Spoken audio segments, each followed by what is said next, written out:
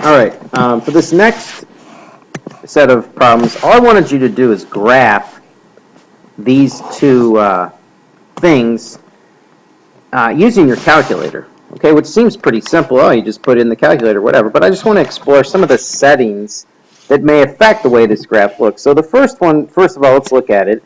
If we look about it, the period of this is going to be 4 pi.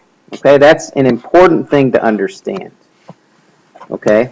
All right, so in the calculator, if I'm here, first of all, I'm going to make sure I'm in the right mode, which I already set my mode to polar mode.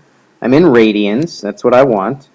I'll just leave the window as it is, and I'm just going to type in what we're looking at. 3 plus 5 sine of theta over 2.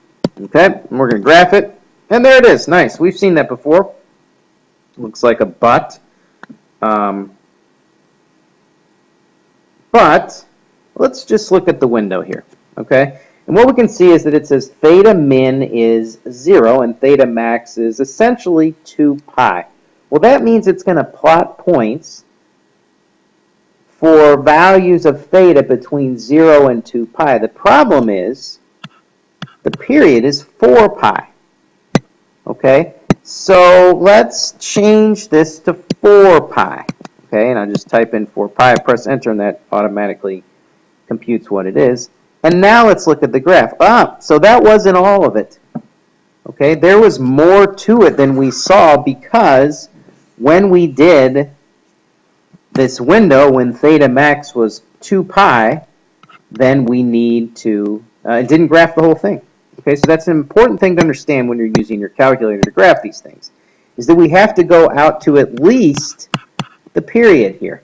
Okay, and actually if we look at this, I think I have a better picture of how that graph really looks. So, you know, we only got this part, and then there was also this part that occurred after 2 pi. Okay, so you have to watch out for that. All right, the next one was this one here. So what is the period of this one? Well, let's see. It's 2 pi over 3, or 2 theta over 3. And so remember that the period is equal to 2 pi over this. Well, that's over 2/3 actually. And so if you do all that math, that's a period of, I believe, so this period is going to be 3 pi. Okay, so let's go back to the calculator, and actually let me reset the window to sort of the standard.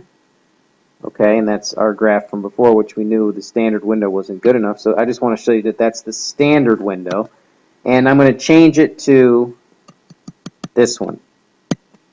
2 theta over 3 is the angle. Okay, I'm going to graph it. And there it is. And it looks incomplete. Well, yeah, it's because we said that the period was 3 pi. So let's change the window, and maybe we should just change it to 3 pi.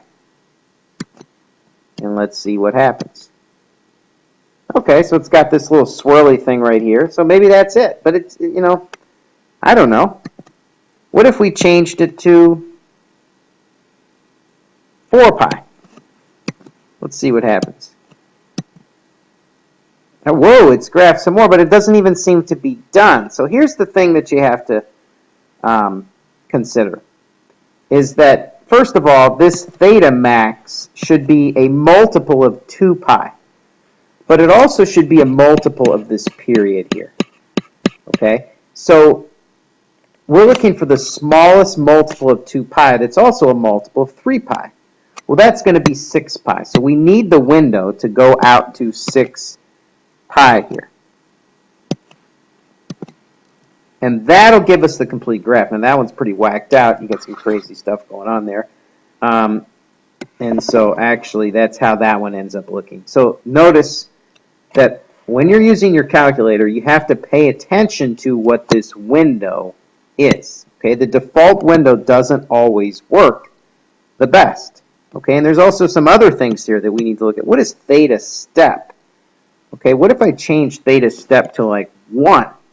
Okay, let's see what happens when I do that. Okay, now that looks real weird. It's all jaggedy, if that's a word. And so what is theta step actually doing? Well, if you think about it, what it's doing is it's plotting a point every 1 radian. Okay?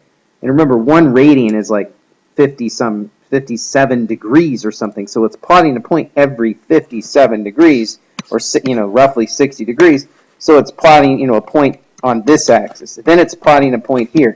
Then it's plotting a point here. So that's not, and then it just connects them. So it's not going to give us a smooth curve. Okay, and so that's why we don't want this to be 1. We want it to be, I think the default is something close to like 0.13. We obviously can make it even smaller than that. However, the smaller we go, I'll make it 0.05, and let's see what happens. You notice that the longer it takes to graph. Okay, so that, it kind of looks cool. But if I make this too small, let's say not negative, but 0.01, and I graph, well, now it takes, a good amount of time to graph this thing, which is kind of cool to see it occur, but if you make it too small, it's just going to take too long, because now it's plotting a lot more points than you would have to originally plot. Okay, so usually your default, and I've got to wait until this finishes, of about 0.13 usually is pretty good. Okay, we get a good picture of the curve and it graphs quick enough. So the whole point of this was use your calculator to graph these things, but you have to still pay attention to things like what's the period in order for you to get a complete look at the graph.